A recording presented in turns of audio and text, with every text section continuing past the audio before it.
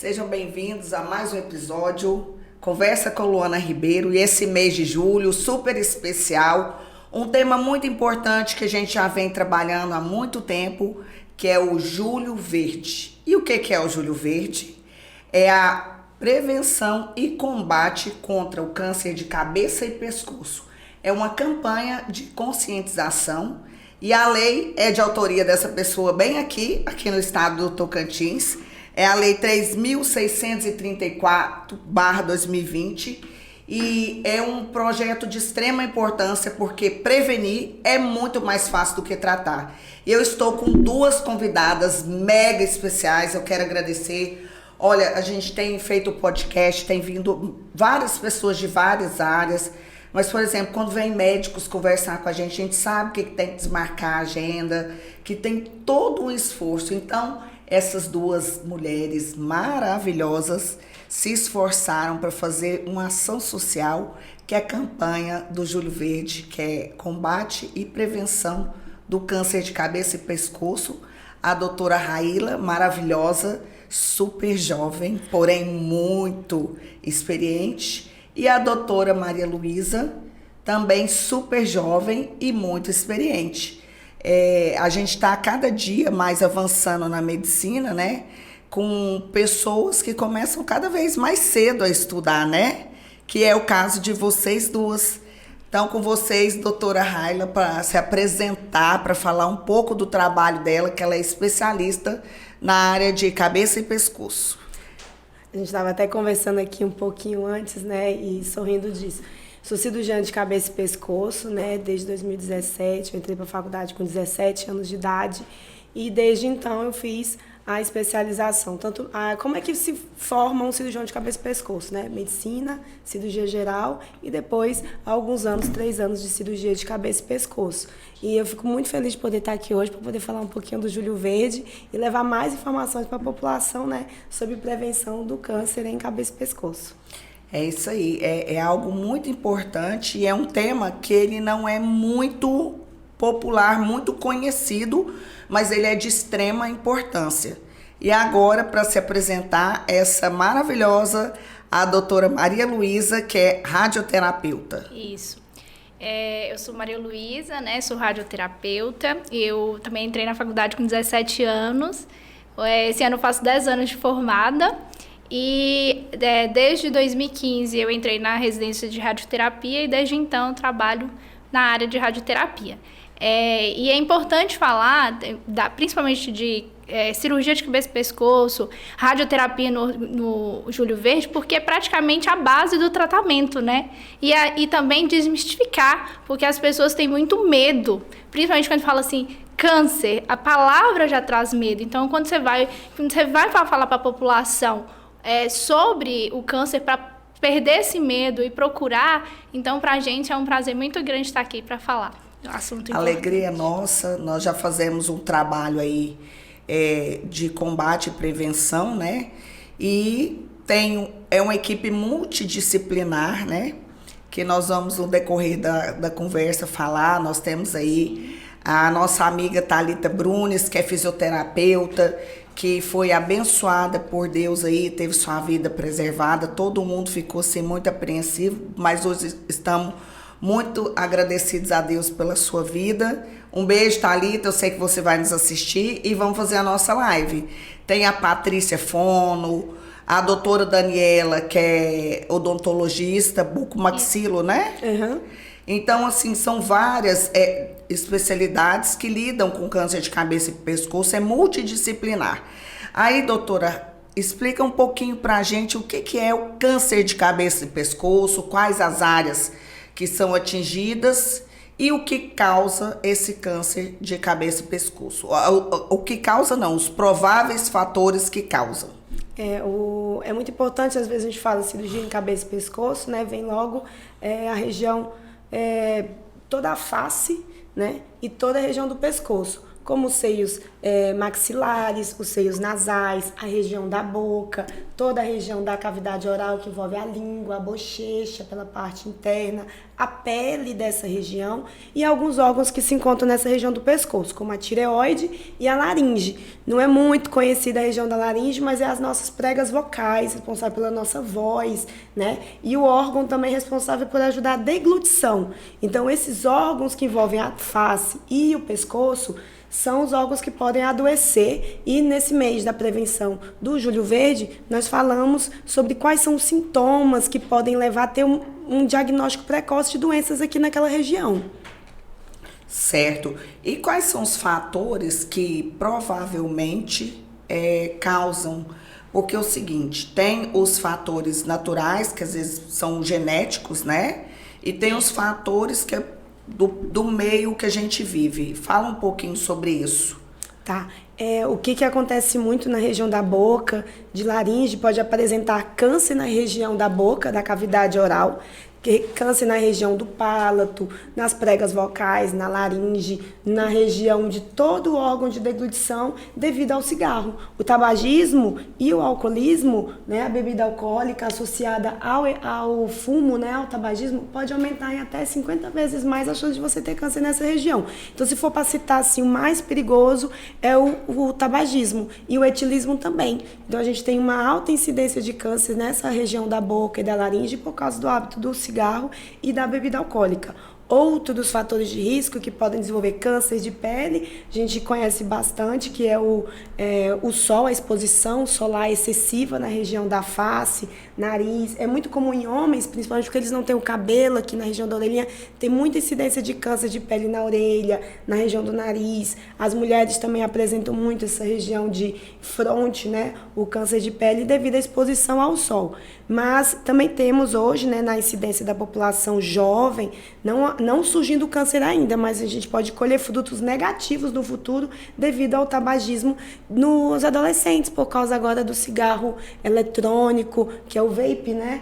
O nome do cigarro novo, que também tem todas as toxinas que tem no cigarro normal, tem no vape. Então, é um alerta à população jovem também. Além disso, tem também o HPV, que hoje a gente já tem a vacina. Então, é muito importante falar da vacina do HPV, porque além do colo uterino, ele também é um fator de risco para câncer de orofaringe, que é a parte aqui do final da língua.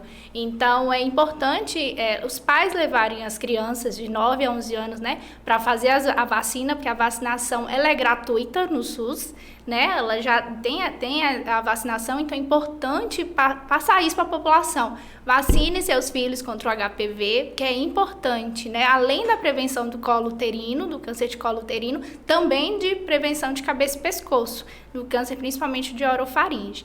E além disso também, do HPV, às vezes a má higienização do dente, da boca, também causa câncer de boca. Então é importante também ir no dentista regularmente, avaliação dos dentes, para não ter mais esse fator de risco, né? Igual você já tinha falado, os fatores eles são multifatoriais. Tem o ambiental, que é o que a gente pode modificar, né? Foi muito importante, doutora, falar sobre a vacina do HPV. Inclusive, nós estamos vivendo um momento onde os municípios estão em campanha porque as pessoas não estão indo se vacinar. Não só do HPV, mas Covid e várias outras. Está sobrando vacina. Então, você que está nos assistindo, vá se prevenir no postinho de saúde, não paga nada. Não está tendo fila para vacinação, então aproveita a campanha e vai lá se cuidar. Bom alerta. E quais são os principais desafios que a gente tem no combate ao câncer de cabeça e pescoço? Acho que o mais importante, né? Porque segundo o INCA, esse ano de 2023, previsão de quase 40 mil pessoas com câncer de cabeça e pescoço. Então, quais são os grandes desafios no combate ao câncer de cabeça e pescoço? Olha, 90% dos cânceres, quando o diagnóstico precoce, tem cura, né? E em cabeça e pescoço, isso realmente é real. Então, hoje o maior esse é um dado muito importante. Quando é diagnosticado no início, quase 90% tem cura. Tem. Ou seja, a medicina já evoluiu muito, né? Então, o negócio é ir regularmente ao médico, é fazer exames preventivos, é se cuidar mesmo. A gente fala muito do autoexame, né? Que você pode observar pequenas feridas na boca, na frente do espelho, em casa, ou às vezes você estimular o seu parente, principalmente pessoas que já têm o hábito de tabagismo e etilismo, a fazerem um autoexame também. Olhar na frente do espelho, abrir a boca, examinar a região jugal, olhar dentro da língua, ver como é que está a consistência, se tem algum caroço, se tem alguma mancha branca, se tem alguma mancha vermelha ali. Pode ser, às vezes, uma lesão leucoplásica, que é uma lesão pré-cancerígena. Eu não fumo, eu não bebo. Mas, igual a gente comentou, você também pode ser acometido por alguma doença nessa região sem ter o hábito do etilismo e do tabagismo. A gente tem até uma atriz famosa, que foi a Heloísa Périssé, que foi um câncer de boca, né? Então, o autoexame é muito importante. Na região do pescoço, você pode palpar nódulos acima de 1,5 cm, acima de 2 centímetros, é palpável nódulos na região do pescoço. Então você pode olhar na frente do espelho, colocar um copinho de água na boca, engolir, você vai ver se vai perceber algum caroço proeminente naquela região, na frente do espelho ou na frente de alguém que pode ser um familiar, observar se está com algum caroço nessa região. Rouquidão por mais de 3 semanas, que não é uma gripe normal, persistente, mudança da voz e dificuldade para engolir. Às vezes chega no consultório muito paciente, não, doutor, eu já tô com isso aqui já tem muito tempo. E aí você vê que o paciente não procurou o atendimento no início, não procurou o médico no início, e igual lesões de pele. Tá na cara, você vê, e a pessoa às vezes não procura atendimento básico, né? Mesmo de um dermatologista, de um clínico geral, um otorrino, para poder orientar qual é o tipo de tratamento ou o diagnóstico daquilo ali. Então, às vezes, lesões de pele pequena, virando feridas grandes, dentro de 3 meses, uma ferida de 0,5 centímetro na face é muita coisa, 1 centímetro. Vira lesões de 3 centímetros, que depois da cirurgia pode ser bem grande e a pessoa tem uma cicatriz maior. Então, eu acho que se for falar de um grande desafio, é a busca por esse diagnóstico precoce. O desafio é porque já procura a gente em estágio avançado. Então, a nossa dificuldade é isso. Você mostrar para o paciente que quanto mais cedo, melhor, então a chance de cura é maior. Lógico, estado avançado, ele pode ter curar? Pode, né? A gente faz tratamento radical, mas a chance de cura ela vai diminuindo. Então, o maior desafio é procurar um médico mais cedo, porque normalmente eles esperam muito. Então, às vezes o nódulo é pequeno, aí fala assim, não, tá aí, esperar, não. Se não sumir, eu vou procurar. É uma íngua, né? Aí vai prorrogando, e quando chega pra gente, já chega em estado avançado. Então, esse é o nosso desafio. Então, no caso de qualquer mancha, principalmente avermelhada, ela tem alguma característica? Na boca a gente tem úlceras, né? Pode ter úlceras, que são feridas mais profundas. Também as manchas brancas, né? Na região da boca e da língua. E às vezes você sente a mucosa ficando endurecida naquela região. Não é uma afta, ela é diferente, ela não é bolhosa. Igual a afta, ela tem aquela bolinha, né? De água ali. É uma ferida mesmo, ou às vezes uma área endurecida. Hoje na nossa região do Tocantins, a gente também tem, além do câncer, doenças infecciosas, como o paracoco, até leishmaniose, que são feridas também. Então, às vezes o paciente tem medo de ir ao médico, porque já pensa até que é câncer, e às vezes nem é. Uma leishmaniose, um paracoco de edomicose, que é um fungo, é tratado só com medicamento. Mas vira uma ferida na região da boca, aí eu preciso fazer uma biópsia para dar o diagnóstico. Então, não precisa ter medo. Então, muitas vezes o tratamento é simples, né? E a pessoa fazendo diagnóstico precoce é maravilhoso. É igual o medo de perder a voz, né? O paciente, às vezes, não vem no tratamento por medo de perder a voz. O tratamento inicial, sim, pode falar, desculpa. Então, falando que, às vezes, tem muito paciente que tem a prótese dentária. E a prótese não está encaixando. E eles ficam com aquele incomodando, e quando você assusta, porque às vezes ele não olha direito, ele acha que é só a prótese que fez aquela ferida, que é da prótese que vai sarar, e quando assusta, já tá com uma ferida muito maior e que era do tumor. Então, é muito importante, quem tem alguma coisa na prótese, assim, que vê que tá diferente, procurar também um dentista para avaliar, porque se for necessário, tem que fazer uma biópsia. E quais são os profissionais que cuidam dessa área? Porque aqui nós falamos em vários. Falamos em clínico geral, falamos em em radioterapeuta, falamos em fonoaudiólogo, dentista, Dermato. Oncologista, assistente social. Importante. A gente fala muito assim, como nós não conseguimos fazer um tratamento oncológico eficiente sem toda essa equipe. Ela é importante para indicar o paciente, para encaminhar o paciente no primeiro momento, o otorrino com o paciente com queixa da voz, o dermatologista com uma lesão de pele, o odontologista e estomatologista para poder identificar essas lesões na boca. E depois, durante o tratamento, eu realizo o procedimento cirúrgico para tratar aquela doença. A equipe, a radioterapeuta, a oncologia clínica, o psicólogo, a fisioterapeuta, a fonoaudióloga. É tão importante esse contato. E o clínico é o primeiro que vê o paciente. Eu falo que quando a gente sai da faculdade, eu sou clínica geral. Então, eu tenho que ter percepção dessa parte também, sabe? Que eu acho que assim, quando as pessoas saem da faculdade, principalmente a área da oncologia, é uma área que poucos têm muito interesse, sabe? Então, eu vejo que às vezes foi lá no postinho, presta atenção, olha a boca do seu paciente, palpa o pescoço. Será que é só uma infecção de garganta? Você deu 7 dias de antibiótico, não resolveu, encaminha, pede um exame mais detalhado, porque isso vai fazer a diferença na vida do paciente. Quem é o primeiro que chega em contato com o paciente é no posto de saúde. Então é ali que a gente tem que falar, olha, aqui tem que ter o primeiro contato, aqui eu tenho que ver para onde que eu vou direcionar esse paciente, para ele conseguir o tratamento eficaz, sabe? O tratamento curativo dele. Então, começa lá do PSF mesmo, e vai para as áreas mais especializadas depois. Então, por exemplo, igual a gente falou do dentista, o tanto que ele é importante. Quando a gente vai fazer a radioterapia, a rádio e a quimio, ele passa pelo dentista. Porque durante o tratamento, ele fica fazendo laser terapia durante o tratamento da rádio e da quimio, para o tratamento de cabeça e pescoço, porque eu falo com o paciente que realmente é um dos tratamentos mais difíceis, porque é onde você conversa, é onde você respira e onde você alimenta. Então, você imagina, você ficar toda inflamada essa região. Então, é um tratamento que merece atenção, cuidado, é equipe multidisciplinar, porque o paciente ele tem que ter todo esse suporte para ele aguentar realmente terminar o tratamento inteiro. Sabe? Porque senão, se a gente parar, não tiver esse suporte, ele para, e às vezes não tem um tratamento tão eficiente igual seria se fizesse todo o tratamento correto, né? Com todos os profissionais envolvidos.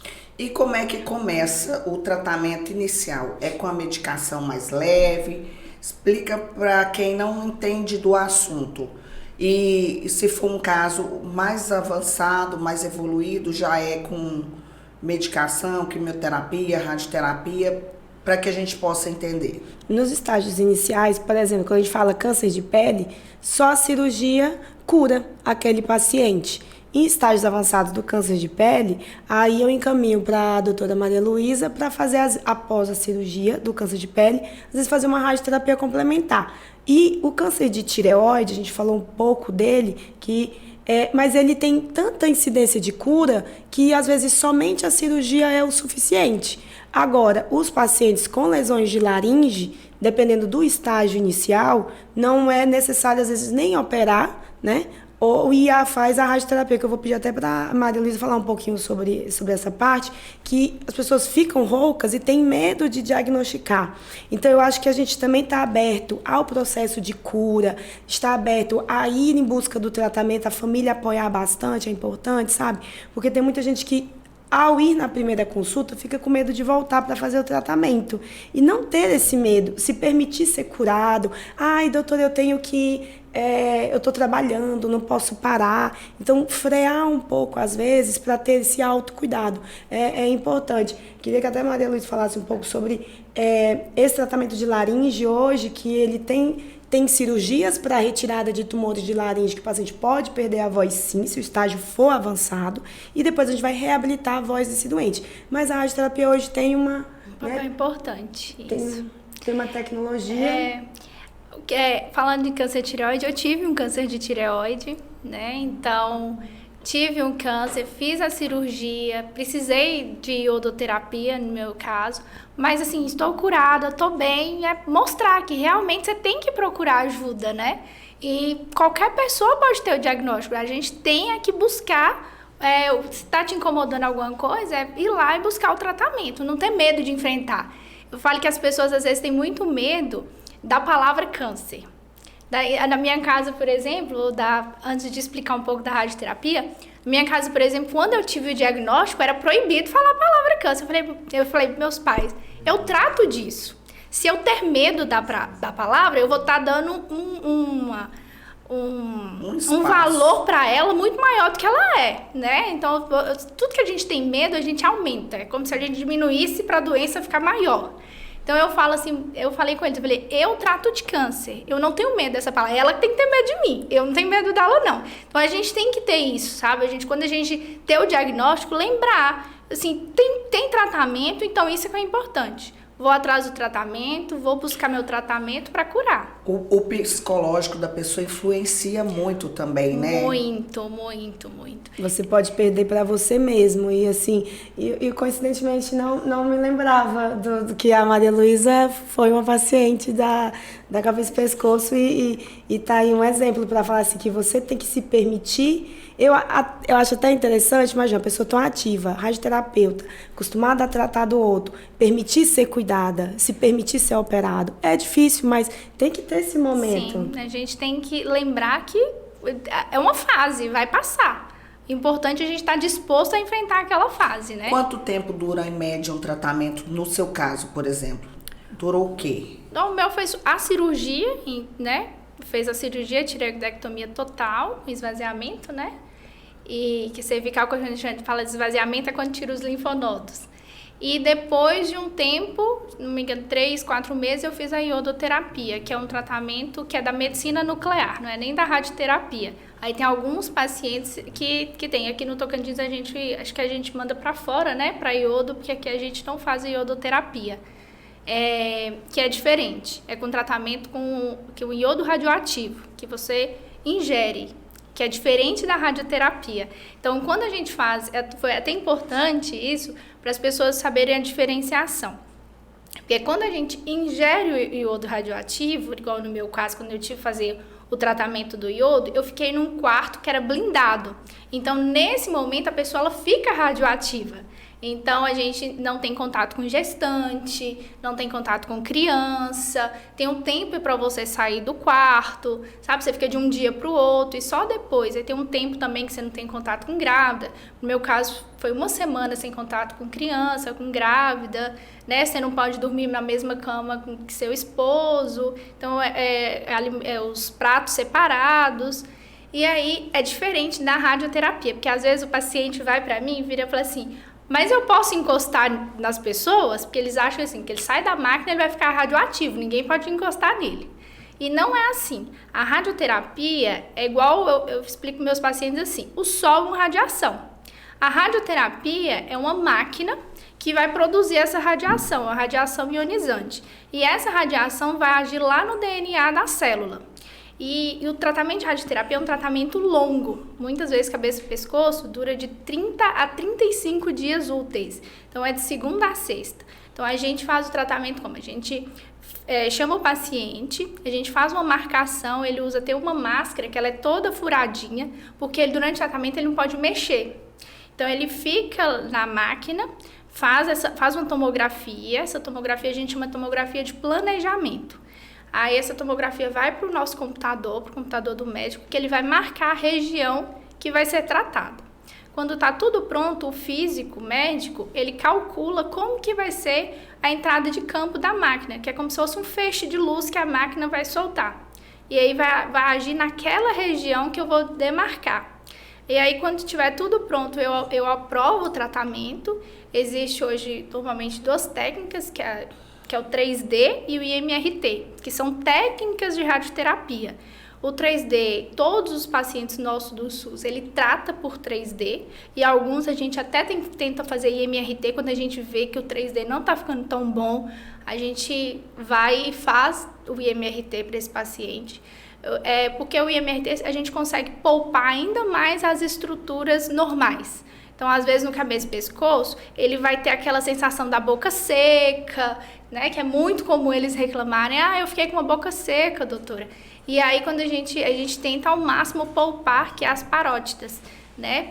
Para ele continuar tendo essa sensação da boca normal, de não estar tão seca. Aí a gente faz esse tratamento e a radioterapia ela dura mais ou menos 15 minutinhos. Faz, vai para casa, faz, vai para casa. Ou em resumo, é muito mais fácil prevenir do que tratar. Sim. Com certeza. Muito Mas mais. hoje... Muito mais fácil. Apesar da medicina estar avançada, da tecnologia estar avançada, nunca é bom adoecer, né? Não. Principalmente quando fala o nome que é um grande tabu, que é o câncer, né? Então as pessoas, como você colocou, e foi muito bem colocado, que as pessoas assustam muito, né? E às vezes não é um bicho de 7 cabeças, porém dá trabalho. Então essa campanha é mais do que justa, porque prevenir é muito melhor do que tratar. E me fala uma coisa, eu tenho visto aí pela imprensa, tenho ouvido, tenho lido, o canabidiol, o CDB, ele está sendo muito usado, né, na medicina. Nessa área do câncer de cabeça e pescoço, já estão aplicando o medicamento com canabidiol ou ainda não? Porque parece que o pessoal está usando para tudo, assim, deixa a gente até um pouco confuso. A gente até brinca às vezes assim, quando o medicamento é usado muito para tudo, vamos alinhar alguns pontos. Quando não é preventivo, né, não é utilizado para nenhum tipo de prevenção de doenças, o diagnóstico precoce é realmente mais importante. Não ter medo do tratamento. A gente sempre está procurando manter o paciente ali durante todo esse processo de tratamento, desde a cirurgia, a radioterapia, quimioterapia, ativo, com a família unida, não ter medo desse processo de cura. E o canabidiol tem os psiquiatras, né? Tem médicos hoje especialistas para a utilização do CBD e pode ser utilizado depois, principalmente nos cuidados do paciente. A gente fala cuidados paliativos, não significa que a pessoa não teve cura, mas nesse processo pós-rádio, pós-químio, pós-cirurgia, pode ter algumas sequelas de dor. E às vezes o especialista tem dor e os médicos dos cuidados paliativos podem estar entrando com o CBD se o paciente tiver indicação, às vezes, para controle de doença. Onde eu sempre, para controle de doença não, controle de dor. Eu sempre explico para o paciente, olha, nós somos um grupo, uma equipe realmente multidisciplinar. Então, para o controle da sua dor, às vezes o paciente pode ficar com uma sequela um pouquinho mais seco, a musculatura mais endurecida, pode ter alguma dificuldade, às vezes uma depressão que se exacerba ali naquele processo de tratamento, ele pode ter um pouco mais de ansiedade, um pouco mais de depressão, e essa equipe da dor e a equipe dos cuidados paliativos é muito importante. E se necessário for associar o canabidiol para medicamentos de dor ou controle de depressão, pode ser indicado sim. Você tinha falado aquela hora do tipo de tratamento. Quando a gente recebe o paciente, a gente vai falar do estadiamento. Então, todo o tratamento depende desse estadiamento. Então, quando o paciente chega pra gente, a gente vai pedir o quê? Tomografia do pescoço, tomografia do tórax, tomografia de abdômen superior, principalmente, às vezes, para ver fígado, né? Quando é um estágio mais avançado, quando a gente já vê aqueles linfonodos bem grandes, aí a gente já pede também. Então, basicamente, são essas as 3 tomografias que a gente faz. De acordo com o que a gente está vendo dessas tomografias, a gente vai estadiar o paciente entre um estadio inicial e um estadio avançado. Quando é inicial, normalmente entra muito a cirurgia no tratamento, né? A gente, principalmente cavidade oral, né? Muita parte da cirurgia. Às vezes o orofaringe, quando é muito inicial, também pode fazer a cirurgia. E quando é os casos mais avançados, aí a gente entra com um tratamento radical, não é paliativo. Mesmo quando a gente fala assim avançado, é porque às vezes para a cirurgia já vai ficar um pouco mais difícil. Então, ele vai ter uma função, porque pra gente avaliar se vai fazer cirurgia, se vai fazer quimio e rádio, a gente olha para ver como vai estar o paciente, a performance do paciente, como o paciente ele está fisicamente, ele tem, né, ele consegue fazer uma cirurgia, ele tem suporte para aguentar aquela cirurgia, e aí, quando a gente olha isso também e olha o estadiamento, né? como que o paciente está, como que está a doença no paciente. Então, a radioterapia, por exemplo, ela pode entrar desde o inicial, quando tem alguns critérios, a pessoa faz a cirurgia e a gente avalia o anátomo patológico, o resultado da cirurgia, e a gente vai ver se vai necessitar de uma radioterapia adjuvante ou não. Ou quando não se faz mais a cirurgia e o tratamento vai ser quimioterapia e radioterapia. Né? Aí, pós-cirurgia, às vezes a quimio também entra, dependendo de alguns critérios, a gente tem que fazer rádio e quimio adjuvante, que a gente fala que é pós-cirúrgico. Ou a gente faz só a quimio e a rádio. Então, o tratamento, ele é multidisciplinar, né? Igual a gente está falando. É isso aí. Foi um prazer estar com vocês. E essa é mais uma conversa com Luana. E aí eu passo a palavra para vocês fazerem suas considerações finais. Eu fico muito feliz de poder falar do Júlio Verde e trazer essas informações a mais, sempre. E, como você mesmo disse, prevenir é a melhor forma de tratar. Mas não tenham medo, sempre está se permitindo ser cuidado, permitir fazer o diagnóstico precoce e procurar o seu médico. Pode ser o seu dermatologista, se você tiver uma manchinha na pele, se você tiver alguma rouquidão persistente, lesões na boca, lesões nos nódulos, no pescoço.